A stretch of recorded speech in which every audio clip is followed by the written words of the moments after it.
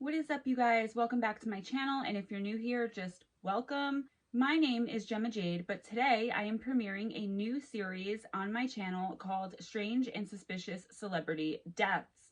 Now, some of these may be super strange, some of these may appear to be murders, some of these may kind of just be jokingly strange, maybe like the one today. They're going to vary in strangeness and suspiciousness. So, you know the mixed bag that is the Gemma Jade channel, or the Gemma Jade show, as I like to call it. Let's just dive right in to the strange and suspicious death of Harry Houdini. The man who would one day be known as Harry Houdini was born Eric Weiss on March 24th, 1874 in Hungary. So another Aries. Sometime between when he was born and when he was 2 years old, his father, Rabbi Meyer Samuel Weiss, moved to the United States and left little Eric, his mother Cecilia, 4 brothers, and 1 sister behind in the country of Hungary. When he was 4 years old, the rest of the family emigrated to the United States to be with Samuel, which is what I'm calling his dad because Meyer, I keep going to call him Mayer, and I don't want to keep pronouncing the man's name wrong. And they all ended up living and settling in Appleton, Wisconsin. Samuel Weiss was the rabbi for a small local Jewish congregation, but for some reason or another, and there were so many different reports that I didn't even want to include one as fact because I don't know which one to lean more towards. He ended up losing this job, and the family, who was pretty well off for the time, considering, 7 children, the husband, the wife, and the fact that they were immigrants, they were actually doing really well. But for some reason or another, he lost this position as rabbi for this small local congregation, and the family ended up pretty much completely destitute. This made young Eric Weiss desperate to escape the poverty that he was growing up in, and he decided right then and there that he was going to do whatever it took to make a name for himself, to become financially successful, financially stable, a self-made man, if you will. And he decided this very young. I'm talking 5, 6 years old. Mainly to help support his family at a very young age as well, young Eric took a job as a trapeze artist in local circuses. So he was very, I want to say, athletic, nimble, right from the very beginning. He was kind of a natural at the trapeze. He took the name Eric, the Prince of Air, as his title, which was customary back in the days for everyone who worked in the circuses and in vaudeville to have their own titles. When his family moved to New York City in 1882, at the age of just 8 years old, Eric started performing on stage in the vaudeville circuit. Back in this time, vaudeville was the absolute cream of the crop, the top of the top that you can get. And if you knew what you were doing, you could be noticed and you could become extremely famous, extremely successful. However, at first, Eric was not noticeable. He had kind of an unsteady act. I'm not even sure exactly what he was doing. It just said he was performing on the vaudeville circuit. So wasn't very noticeable, wasn't making much of a name for himself at this point. But then again, he was only 8 years old, and it was New York City.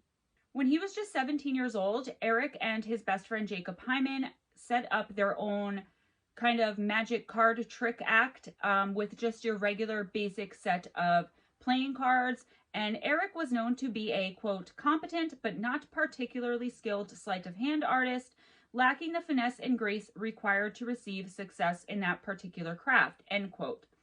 They called themselves, quote, the Brothers Houdini, end quote, after the French magician Jean-Eugène Robert Houdin, whom Eric very much admired. So that's where Houdini came in. But right now he's the Brothers Houdini with his best friend Jacob Hyman, and they're performing sleight of hand card magic tricks on the stage. How Houdini came to be, though, was because Eric falsely believed that adding the I at the end of any word, of any French word, made the word mean like. So Houdini, he falsely thought it would mean like Houdin. So with he and his friend Jacob, it would have been the brothers like Houdin. I don't know, it's just giving you guys the information. From here on out, I'm going to be referring to Eric Weiss as we know him as Houdini.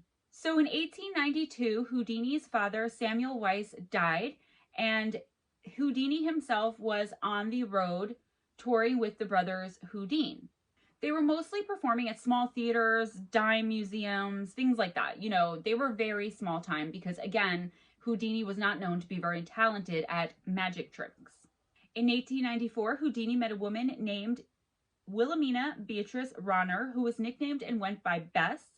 Bess became the stage assistant for him, and this is actually when he became Houdini. He and Bess toured the country together by themselves, and they were known as the Houdinis, and he picked up the name Harry Houdini.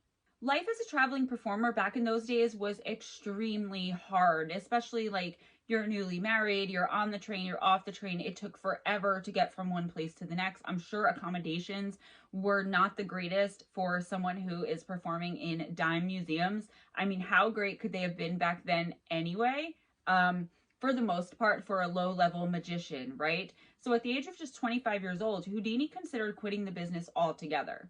I mean, after all, he had been at this for 6 years now, and while he made kind of a name for himself, he felt like he hadn't really made any kind of contribution to the art, and that he was not as financially stable, he was not as well known as he thought he should have been by then, and he wanted to just throw in the towel. He wanted to quit. He and Bess had never been top billed, and the pay was really crappy unless you were a top billed performer. And of course, Houdini and Bess aspired to be top billed, but he just wasn't good enough with the magic act. Luckily for all of us, however, before he could follow through with his idea to quit, while performing at a beer garden in St. Paul, Minnesota in 1899, Houdini caught the attention of a man named Martin Beck, who was one of the most influential agents on the vaudeville circuit back in that time.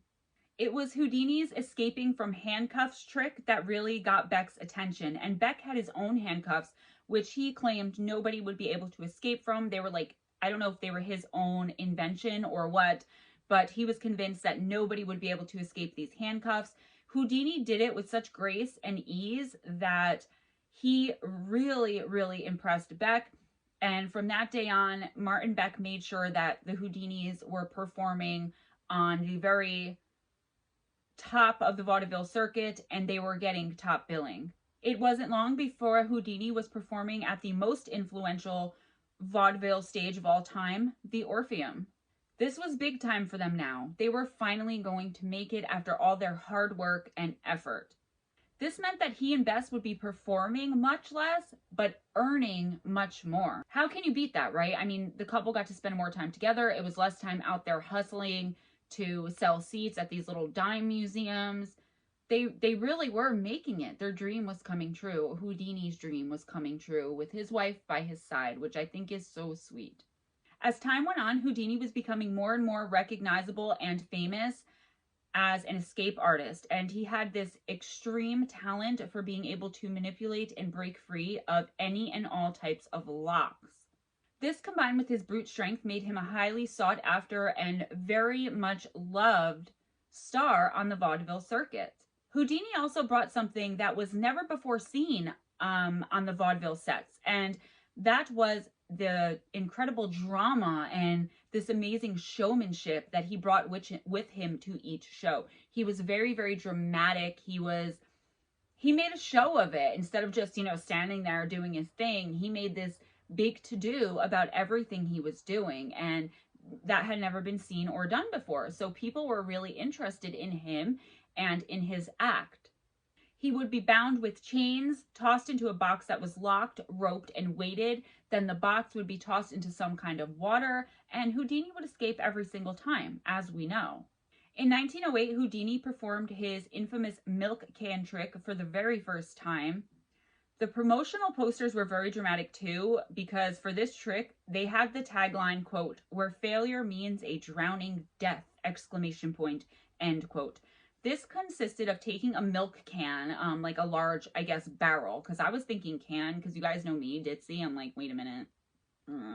So anyway, this giant milk can, which was actually a large barrel, not too large though. I mean, it was only a few feet high. So this milk can would be filled with water, and Houdini would invite the audience up to check it out themselves. And these weren't plants. These were the actual audience members were invited to come up and inspect the milk can. Allowing the audience to inspect the milk can themselves really gave him a lot more credibility in their eyes so that they can go up and find a way themselves that he was fooling or tricking them, but they could never figure it out. It took a really long time for anyone to figure out how Houdini did this trick. It also obviously led authenticity to the act. So anyways, the milk can would be filled with water, Houdini would get in, and then 6 gigantic padlocks would be placed on the outside with chains of the milk can. Then the curtain would be drawn and the audience would look on with this crazy, somewhat nervous excitement, wondering if the magician would be able to pull off such a seemingly impossible and death-defying feat, which he did every single time. And not only would he escape every time, but this is where his incredible showmanship and the dramatics came in, because every time he would escape within 2 minutes, and when the curtain would open, Houdini would just be standing there like looking at his watch and stuff while all of the padlocks were still in place. And because the audience had inspected the milk can and couldn't find anything, like no trap doors underneath, no, fake locks, nothing like that, they were convinced he was performing magic, which we'll get back to in a little while because he did not like that. As a matter of fact, in his lifetime, as far as I could tell, nobody ever figured out how Houdini did this and most of his tricks. A few years after his death, a fellow magician came out and wrote a book kind of exposing some of Houdini's most famous tricks to the best of his ability, and he exposed the milk can trick. But in his lifetime, nobody had figured out how Houdini had done this trick. And we'll also get to why it was very hard to figure out his tricks as opposed to everyone else back in the day where like everyone eventually figured out everyone else's trick and then essentially took it over. One of the reasons Houdini became so well known, beloved, and sought after by audiences all around the world now was not only because of the way he performed his own original tricks that nobody else could figure out how to do, so he was the only one doing them, but he did perform other magicians' tricks as well, and he did it with that classic Houdini showmanship and drama, 2 words that are always accompanying Houdini when describing his act, right? And people loved it. They absolutely loved it. He did their act way better than they ever could. And people loved and adored Harry Houdini. An example of this was the disappearing donkey trick created by the British magician Charles Marett, and in which he made a live donkey seemingly disappear on stage, right in front of the audience's eyes. Houdini did the exact same trick with an elephant. Again, the dramatics. Don't get me wrong, he didn't just go around stealing other magicians' tricks. He paid Marett for the trick, and anyone else's trick that he would do, he would get their permission and have to pay them for it, for the rights to perform it. A man named John Cox, who is a, quote, Houdini enthusiast, end quote, and he's also the author of the Houdini website called, quote, Wild About Harry, end quote, said, quote, "We still don't know how he did the elephant trick. He would Houdinize these more common feats of magic. His mind was always innovating, always inventing," end quote. Houdini was somewhat crazed about keeping the secrets of his tricks hidden not only from the public, but also from other magicians. This is why a great deal of his tricks are still unknown even after all this time, over 100 years after he passed away. A lot of them are still unknown how he did it, like the elephant trick. Houdini was so serious about keeping the secret of his tricks from the public and other magicians that he refused to patent the tricks because he knew that in applying for the patent, he would have to write out how the whole entire trick was done, including the prestige, the trick of the trick. These detailed explanations of how the tricks were performed were then made publicly available. But Houdini was really smart, always innovating, always inventing, always creating. And he found a way to a loophole to get around patenting his tricks while he can still own it. See, Houdini thought it destroyed the magic of it all to let the public know how he and other magicians performed. Like what the secrets were. Who wants to go and see a magician? It takes away from it. I'll give you an example, and this is just one, of how he got around the patent issue. One example of how Houdini got around the patent situation was the Chinese water torture cell trick. Houdini staged this on stage in England as a one-act play and had only one person in the entire audience. So because it was a play and was playing to a limited audience, Houdini was then able to copyright his act, which in turn made it so that, one, nobody could perform it even if they knew how to do it, and two, nobody would be able to figure out how to do it because he didn't have to give it away. That's really freaking smart. While there was definitely a bunch of suspense and mystery surrounding Houdini and his act, he never claimed or advertised himself as having any kind of supernatural abilities, and he never referred to his stunts as magic. He actually really hated and couldn't stand when people would refer to what he and even other magicians were doing as magic, because he felt it took away from the hard work that he put into all of his tricks, all of his illusions, and he wanted to be recognized for being hardworking and innovative and smart and ahead of his time, all things which he was. He didn't want to be known as being able to just do magic in the blink of an eye. As I said, he hated also when other magicians would claim that they were supernatural in some way or performing some kind of magic. And he was actually one of the leading critics of the spiritualist movement that was gaining momentum in Europe and the United States at the time.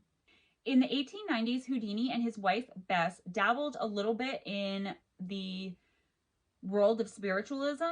What they would do was they would go to local graveyards in the areas of wherever they were performing for that night, and they would take down names off of some of the gravestones and then try to summon these deceased people from the gravestones as a part of their act. Houdini very, very quickly realized that all of this spiritualism stuff was a complete scam, at least in his and his wife's opinion, and he really detested it. Professional modern-day magician Teller from Penn and Teller basically summed up Houdini's thoughts about the whole spiritualism movement and any claim other magicians had about having supernatural powers. He stated, quote, "When you are a professional magician, you want to see your art respected for what it is, not misused to mislead people about the universe," end quote. Houdini loathed so much this fake spiritualism practice that had become so popular back in that day. He felt it was misleading the public and undermining all of the hard work and professionalism he had put into his act. He actually started attending seances undercover just to expose these so-called psychics and mediums and spiritualists exactly for what he believed them to be and for what most of them were, which was scam artists, illusionists just like him in their own right, only they were setting out to mislead people. And one of the things he really didn't like about it was that they would claim to contact the dead, the spirit of dead relatives. So they were actually taking advantage of people that were very much grieving. And Houdini didn't like this, and he made it a mission, and it became a personal mission and will be a recurring theme in this story to expose these kinds of people. He thought they were despicable. He thought what they did was, not cool.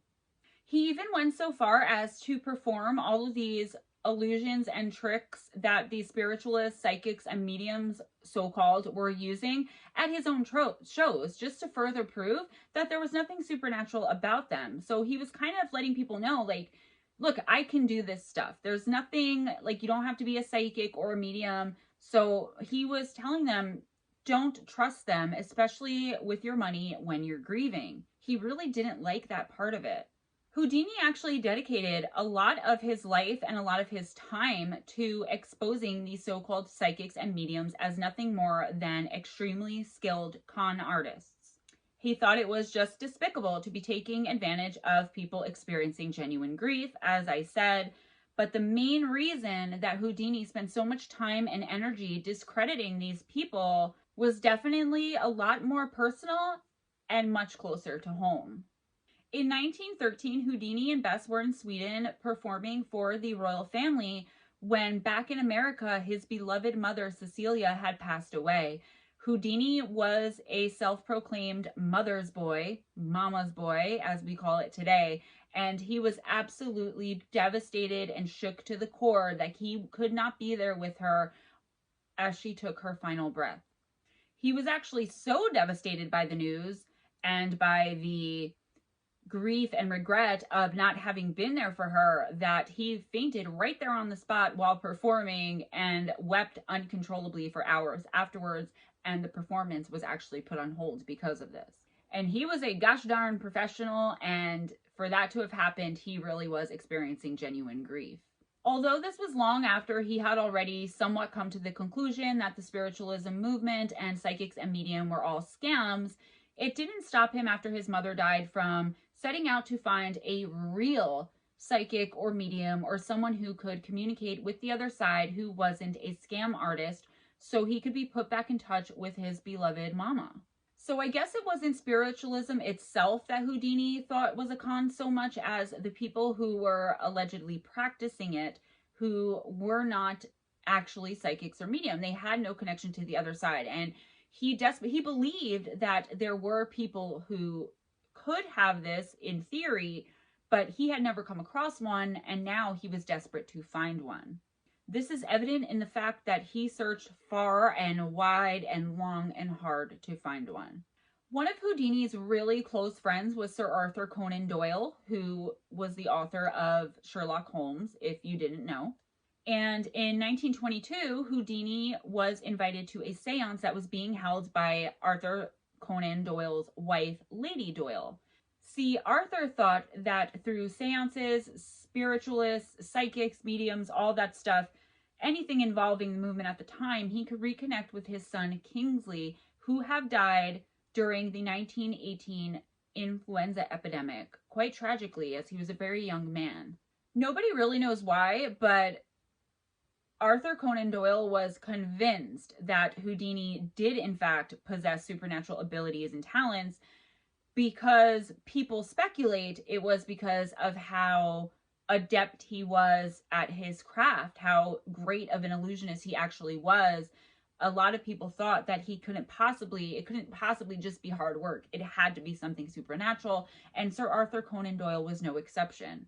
Despite Houdini loathing people thinking this about him, he ended up becoming really good friends with Sir Arthur Conan Doyle anyway.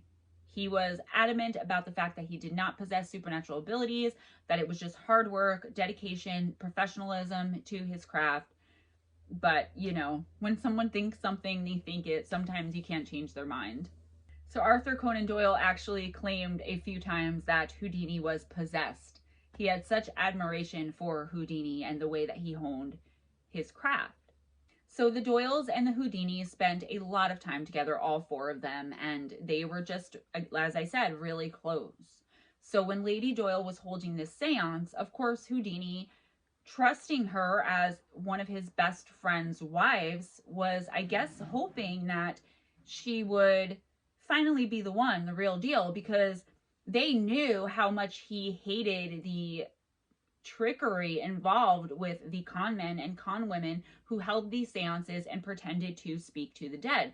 So I'm assuming that he thought if she didn't come in contact with his mother or, you know, whoever, that she wouldn't say anything. She wouldn't try to fool and trick him, and he could just go along for the ride and see if the Doyles could contact Kingsley.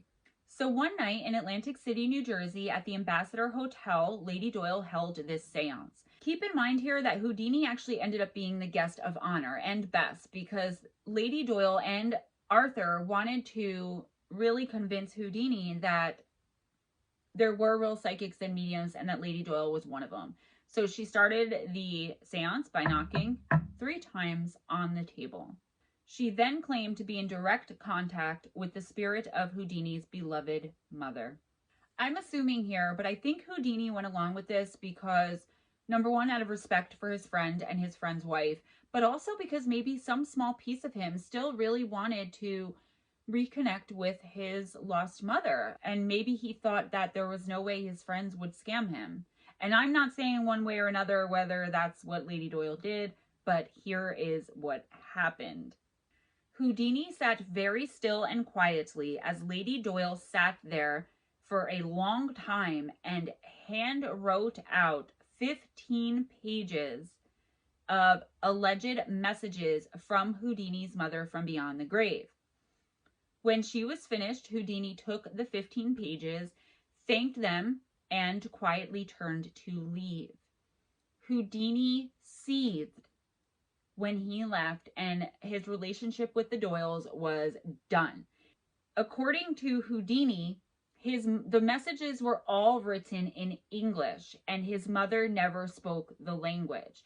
Now, this is just an aside and has nothing to do with his death. But I didn't understand this when I read it. Number one, how are you going to sit there for like probably an hour with those like little ink and feather pens or whatever they used back then? They didn't have ballpoints, right? And let this woman handwrite this out and say nothing. Like, you're that spiteful. And number two, how did he know that spirits don't speak a universal language? Like, the spirit is able to speak the language of whoever the medium is that's contacting them. Like, if I was in, say, just to use Houdini's own country as an example, Hungary, and I went to a Hungarian fortune teller, would she give me messages from my deceased loved one in Hungarian, or would she be able to write in English? I don't know. I guess maybe he thought that she should have been able to somehow write in Hungarian. I don't know, but that was it. He had a renewed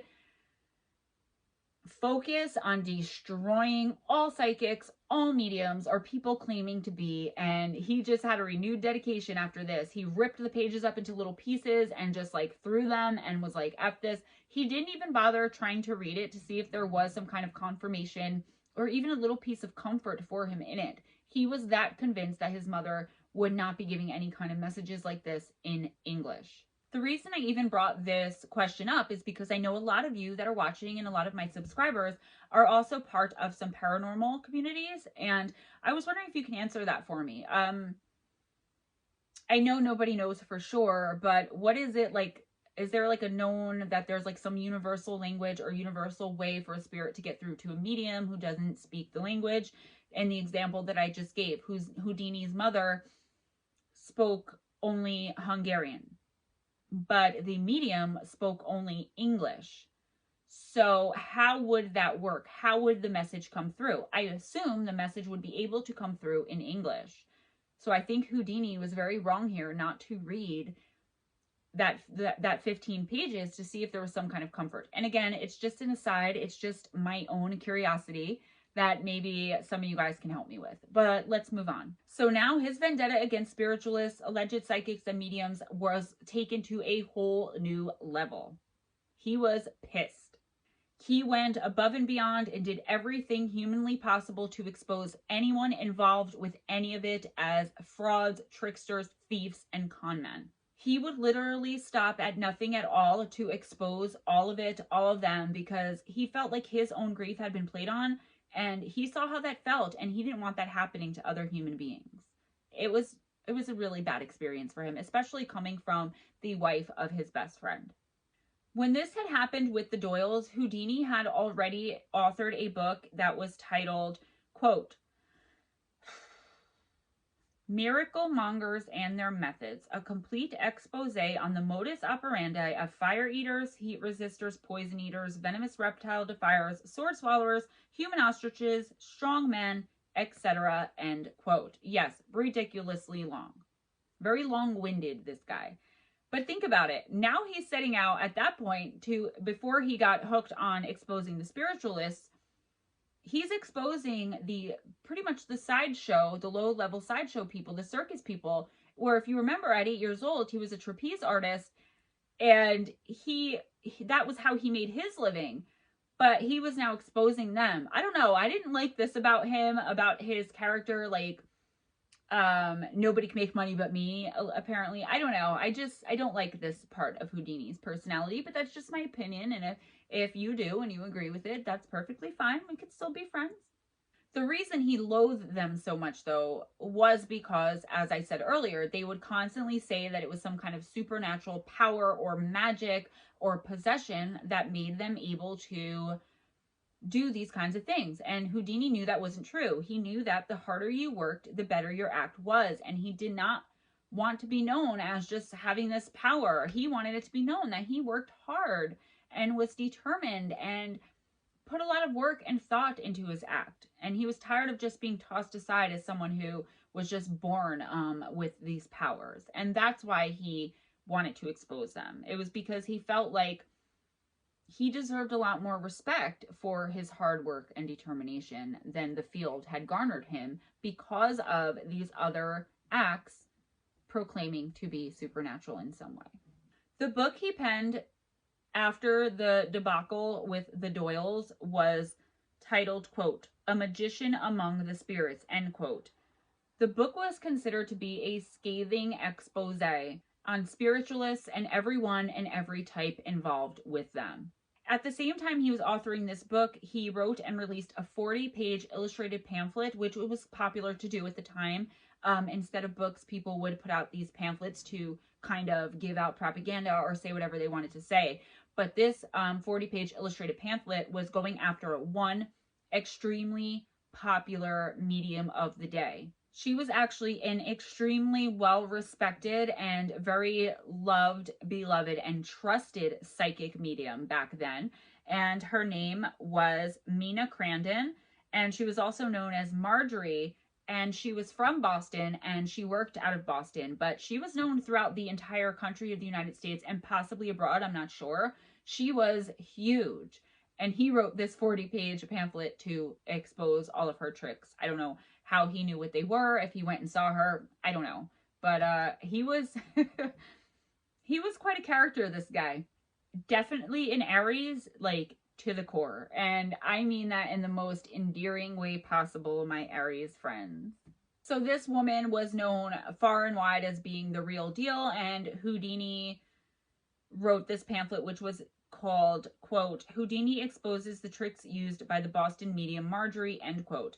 He was on a roll and had no intention of stopping to expose these people who he now just flat out hated, right? He felt like he had been taken advantage of, his grief had been played upon, the whole thing. I know it's an ongoing theme, but it leads up to obviously one of the theories of his suspicious death. Houdini even started giving lectures at many colleges throughout the entire United States to make sure everybody heard what he had to say about these frauds and thieves. He stated these lectures were about, quote, fraudulent spiritual phenomenon, end quote. In 1926, he even went so far as to testify before Congress, lobbying for some kind of bill to regulate supposed medium psychics and spiritualists. He wanted to have criminal charges put against, quote, those who are pretending to tell fortunes for reward or compensation, end quote. Never get an Aries angry. I learned that a while ago. It wasn't very long after this gigantic campaign started when he started lobbying with Congress, which, by the way, that bill was never passed, obviously, that he was doing a performance in Albany, New York, and he broke his left ankle during a performance. This was on October 11th, 1926, and being the complete badass that he was, Houdini went against doctor's orders not only by finishing the entire performance on this extremely painful, I'm sure, broken ankle, but he didn't go to the doctor or the hospital or whatever after the performance either. He hopped right on a train to travel all the way to Montreal, Canada for his next performance, which he also planned on getting through without the attention of any kind of doctor. In the time between his next performance in Montreal, there was a little bit of time, and he didn't even take this time to rest the ankle, like I said, to go see a doctor, to nurse the wound, to do anything. What he did was went along with his favorite pastime, which was giving lectures at universities in the area, in the local areas of where he was, and exposing these spiritualists. Let's take a moment here to consider all of the low-level sideshow performers, all of the alleged psychics and mediums. I mean, everybody that Houdini had spent his entire adult life and career going out of his way to discredit and possibly making them all lose their jobs as we go forward with the rest of this story. Despite his fame and success in his own line of work and having a lot of the admiration from his fans and some of his peers, In most and many circles, Houdini was not a very well-liked man at all. He was very rarely well received off stage because of he was constantly exposing people for what they were and making them lose money and possibly their credibility and business in their chosen field. Which, even if, they were improperly billing themselves, right? I'm sure they put a lot of work into their illusion act. But I think the difference is Houdini, was giving people a show, and they knew it was a show that he was taking their money. Again, the grief comes in, and probably the pain that he had experienced, hoping that Lady Doyle was in fact in touch with his mother, and realizing, in his opinion, that she was not. One of the places Houdini gave one of his now famous lectures was McGill University. And a few days after giving this lecture at a matinee performance, which he went through on this still broken ankle, still no doctor, still no nothing for this wound. He just did another performance. I can't even imagine how much pain he must have been in, again, I say, but I digress. A couple of college students somehow made it backstage. They visited Houdini in his dressing room, and he was laying down with his leg up. He was kind of nursing the wound as he was beginning, by this point the ankle was shattered. So these college students from the university, I don't know how they had gotten access. I guess they just, Houdini and Best didn't have any bodyguards. So I guess they had just walked kind of backstage and entered Houdini's dressing room, where he was hanging out with a couple of his friends, and he had his leg up and he was laying down. One of these students was named Jocelyn Gordon Whitehead. And he asked Houdini if it was true that punches to the stomach didn't hurt him. Now, Houdini had a reputation for being ripped. I mean, you think of these goofy little guys pulling a rabbit out of a hat or performing card tricks nowadays. Houdini was jacked, and he was known for his physical prowess, his strength. So he had been known to take several punches to the gut, and it had not affect him. So after Jocelyn Gordon Whitehead asked this question, Houdini kind of was still laying there, casually said, quote, "My stomach can endure a lot," end quote. All of a sudden, before Houdini, and I don't mean to laugh, but I'm picturing this in my head, before Houdini could get up and tighten his stomach, before he could prepare for these blows, this freaking meathead, Jocelyn Whitehead, meathead in my opinion, started just fast and furiously ripping these punches into Houdini's untightened gut. Houdini winced, allegedly winced with every blow, and eventually put his hand down and was like, yo, stop. He sat up. See, when you take punches to the gut like that, I researched just a tiny bit into it because I was curious why this hurt him and it never did before. And it's because you tighten your gut so to make it hard so that it doesn't hit any of the organs. This kid didn't give Houdini a chance to do that. He didn't even ask Houdini, like, hey, can I give you a few shots? Houdini made this casual statement, and this kid just ripped into him while he was laying there with his stomach loose. Houdini told the student, like, yo, I've had enough. You didn't give me time to brace myself for these blows that you gave me, all in quick succession. And the medical students laughed. I'm sure with one of them like, dude, I just punched Houdini. So after they leave, Houdini kind of laughs it off and was like, stupid kid. But later on that night, he began to complain of severe stomach cramps. Now, just in my opinion, from what I've researched so far about Houdini, this had to be some really severe pain for him to be complaining about it. Because, look, his ankle's now shattered, and he's still performing through it. I didn't read anything about him taking any kind of pain meds or anything like that. He was able to get through the performances without any kind of problem. So, do you know what I mean? Like, he hadn't gone to a doctor. He was kind of always known for this superhuman strength. So for him to be complaining of like stomach cramps, he had been hurting pretty bad, in my opinion. When the pain started to be at its worst, however, and he was really complaining about it, he was already on a train to his next performance, which was 15 hours away in Detroit, Michigan. He was pretty jacked up with his shattered left ankle now and these severe cramps from maybe being punched in the gut, maybe not, because there was no doctor that traveled with him. It was just he and Bess and I think a few friends, but I'm not sure if they were traveling with him or if they were part of the performance. Moving on, Gemma, right? When he arrived at the next set of performances in Detroit, he had 104-degree fever, and that is 40 degrees Celsius, my non-American friends, which is extremely high. That's hallucination territory, I know from experience, and that's also could possibly be death territory. That's seizure territory. That's really, really bad. And to me, when I think fever, I think infection. A doctor was called upon to visit the theater where Houdini was performing right away that very night, as soon as they got there, because he couldn't take the pain anymore. That's how bad it hurt. So the doctor goes back into the dressing room, and the diagnosis was a pretty serious one, and it was pretty grim. The doctor told him he had acute appendicitis and needed to go to the emergency room immediately, as he was at risk for rupture of the appendicitis if it hadn't already ruptured, which would be the reason for the fever. However, Houdini, being Houdini, absolutely refused and even stated, quote, "I'll do this show if it is my last," end quote. He didn't want to let down his fans. He didn't want to not go through with the performance that he had been paid to do and had agreed to do. Houdini went on to do the performance, and he made it all the way through, but like halfway through, he passed out and had to be revived, and then he got up and continued with 104-degree fever, a shattered ankle, and a most likely ruptured appendix. Dude was savage. Like, that's the only way I can describe him. Or stubborn or stupid. But that's just my opinion. Immediately following the performance, his wife, Bess, had had enough of his stubbornness and pretty much forced him, because she was so incredibly concerned, I can't even imagine, about his health and well-being at this point, that she forced him kind of to finally go to the emergency room, to the hospital, which he did. Houdini's appendix had already burst, and on October 24th, he went in for surgery to have it removed.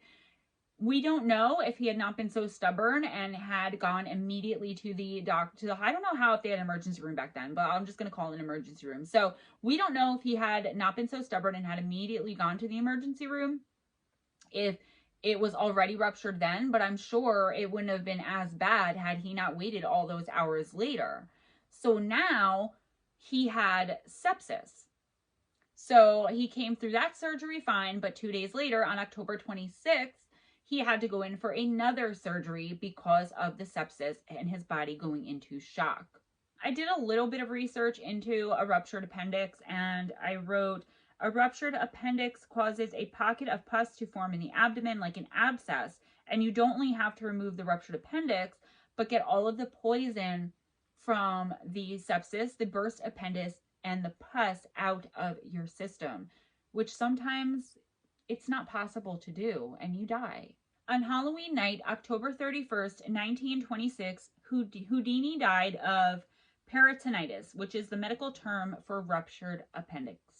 I always thought Houdini died performing some kind of stunt high above New York City. I don't know why. I remember specifically somebody, and I think it was either my father or my uncle, telling me that he died performing a trick high above New York City. Did you guys think he died that way? Did you guys even know how Houdini died? Because from a handful of people that I asked, they all said too that they thought he had died performing one of his stunts, not being able to escape. But that wasn't the case. He died of the complications from the ruptured appendix. I should state, before I get into theories, that there isn't any evidence one way or another as to whether blunt force trauma, taking repeated blows to an appendix will cause it to rupture. It's thought that there is a minuscule chance that that could happen. So do we blame Jocelyn Whitehead? I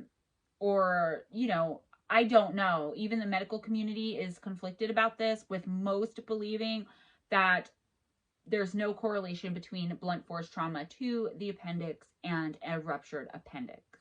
Newspapers immediately began to speculate and print that foul play must have been involved. After all, think of all of the people who he must have put out of work, who he debunked, who he discredited, who he embarrassed and caused to lose respect, not only in their field, but in their lives and on their names. It's not a far stretch of the imagination to think that one or more of these people wanted him dead. The newspapers immediately started referring to his death as a murder, there's no way one way or the other to prove or disprove this, even though everyone has their theories. And it's really unfortunate that Houdini died at the height of his career when he was such a passionate and dedicated performer who people that he wasn't discrediting, his fans at least, the people who saw him live absolutely adored him and thought he was just the absolute greatest there ever was. Since this is the premiere of my new series, Strange and Suspicious, if I can say it, Strange and Suspicious Celebrity Deaths, it would be remiss of me not to talk about some of the theories surrounding Houdini's death. I just want you guys to know that I think, unfortunately, he died of a ruptured appendix because of his stubbornness. But not being a medical professional and knowing they don't know one way or another, I find it hard to believe that these fast and furious blows to his appendix had nothing to do with it. But again, the medical community doesn't know one way or another. They are more against that it could happen, but they can't say for sure. So now that you know my opinion as to the untimely death of Houdini and how it happened, let's get into some theories as to what other people have said throughout the years. The first theory is my own theory. It's most widely accepted, and that's why I'll start with it. The theory states that Jocelyn Whitehead's immature desire to be a meathead and punch the crap out of a jacked celebrity of the time is what caused Houdini's death. Instead of being a normal person, I guess, a normal person who wants to punch somebody else in the stomach simply because they're buff, and asking Houdini and giving him a chance to prepare, the kid, I don't know, maybe he was drunk, I don't know. Being a medical student, though. So anyway, his overzealousness to punch a celebrity who was known to be jacked just accidentally hit him in the wrong spot. It caused the appendix to rupture.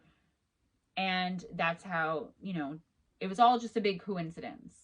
Theory number 2 is that Whitehead did in fact cause the death of Houdini with the blows to the stomach, but it was because he was hired by one or more of the people who Houdini had discredited throughout his career. There was a long line of them.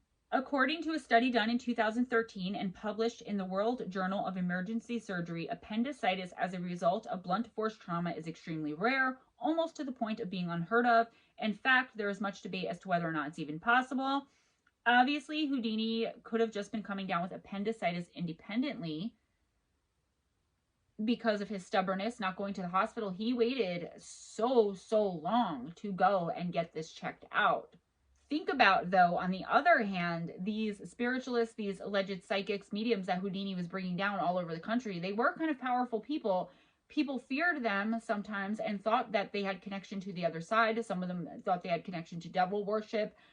They were powerful people, and they were also kind of a lot of them were from the underbelly of society. I mean, they were, in fact, 99.9% of them con men, right? I don't know.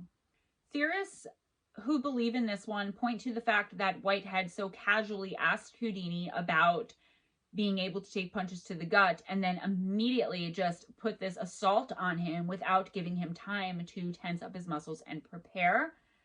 Did he know or was tipped off by the person who paid him to murder Houdini by blows to the appendix?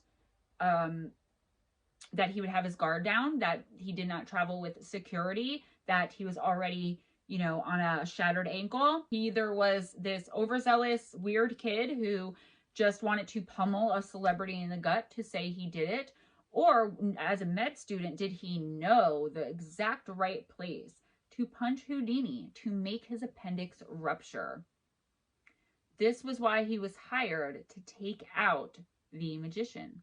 Theory number 3 is one of the reasons I included Houdini's death in this series to begin with. I mean, the theories are a little far-fetched, and I think anyone with common sense, and I'm not saying you don't have common sense if you don't agree with me, but in my opinion, anyone with common sense can kind of see which theory should be leaned more towards. But that's just my opinion. For you, common sense could be this one, which is someone from the spiritualist community, or again, any number of people who Houdini had discredited with his pamphlets and career-ruining expose books, could have gained access to the hospital when Houdini came out of the first surgery and poisoned him. Now, this is a real theory, and when I came across it, I was kind of shocked, like, wait, what?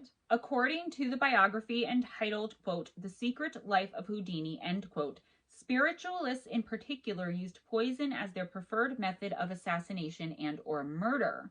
As you can probably imagine, Houdini and his wife Bess, who traveled with no security, and it was known that they traveled this way, received tons and tons of death threats throughout the years because of Houdini's vendetta against these certain types of people. We already know that there was plenty of opportunity for someone to get to Houdini, especially when he's in a vulnerable state. I mean, look, a random med school student was able to get backstage and pummel him in his gut. So, there was no security. Nobody stepped in and thought this was a bad idea. So what's to say that somebody from this ever popular and ever growing spiritualist movement and community couldn't have gotten a syringe filled with something and then slipped into his hospital room and put it into his IV somehow and killed him? Remember, after the first surgery, Houdini was doing perfectly fine, seemingly, and then all of a sudden, with a snap of a finger, took a turn for the worse and had to go in for the second surgery.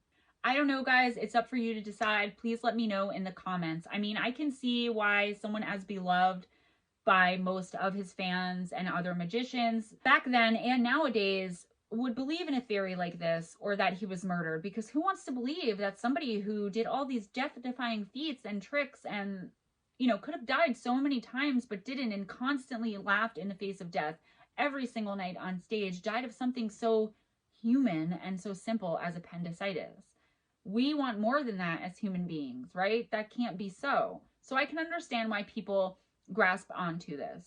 As I do this series, I'm going to probably get ones that are more and more suspicious. And I just wanted to start off with a fun one because remember, I'm still on my week's vacation from the heavy and from the savage. So let me know again what you think in the comment section below. I always love discussing and talking with you guys.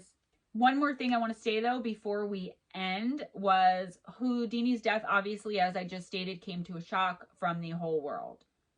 But he had one more FU in his pocket for the community of spiritualists, psychics, and mediums, which he hated so much and did everything he could to discredit in life, waiting for them in death. See, Houdini and his wife Bess had an arrangement. Whoever died first, the other would go to any and all psychics, mediums, and spiritualists and try to contact the other one, the one that had died. And they would have a code which the deceased person would give to the medium or whoever to in turn give to the surviving spouse.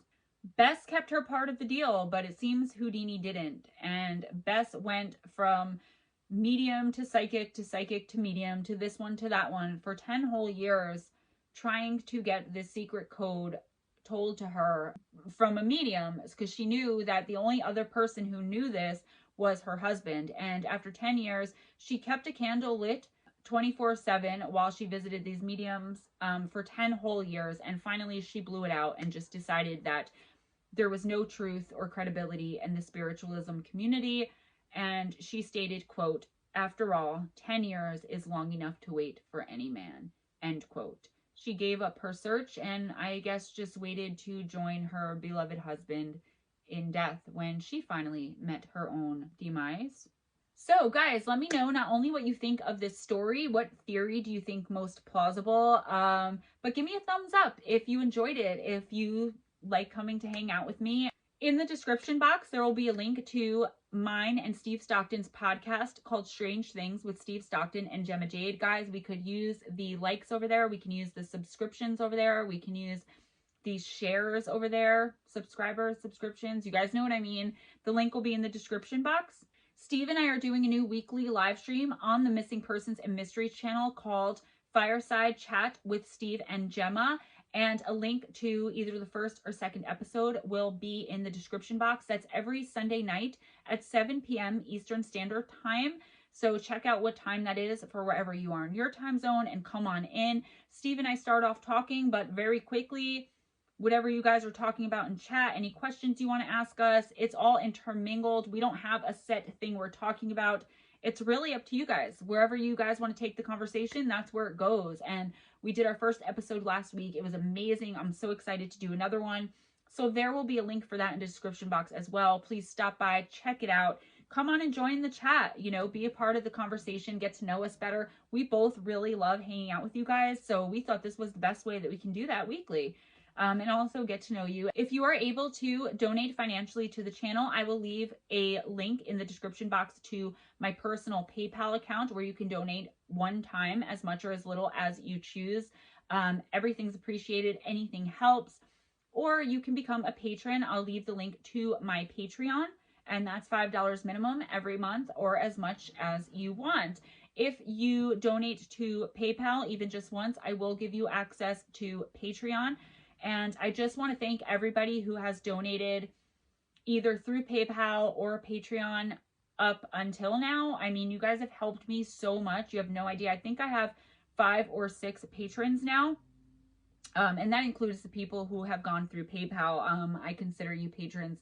You guys, thank you so much. You don't know how much all of the support and amazing comments that have been coming in for me, how much confidence they give me, how much happiness they give me. I mean, you guys just don't know what it means to me to have so many people who like me and who enjoy my content and who love talking to me. So thank you guys so much. Be kind to each other, guys. It doesn't cost anything. Don't forget podcast, live stream, PayPal, Patreon, links all in the description box. And I'll see you guys next time. Bye-bye.